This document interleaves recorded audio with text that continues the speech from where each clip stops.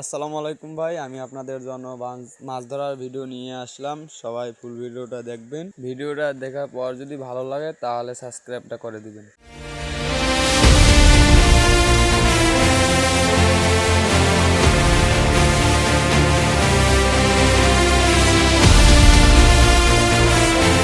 আমাদের গ্রামে যখন পুকুরে জাল দিয়ে মাছ ধরে তখন অনেক বড় বড় মাছ ওঠে। পুকুরে অনেক বড় বড় মাছ আছে, যা দেখলে মনে হবে যে এগুলো পুকুরে না, এগুলো হলো নদীর মাছ।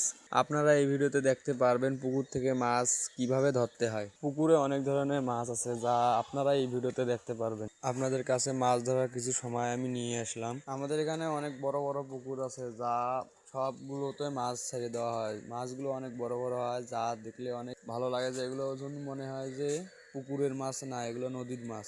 এখন আপনাদেরকে দেখালাম জাল কিভাবে টানতে হয়। এখন দেখেন কিভাবে মাছ ধরে।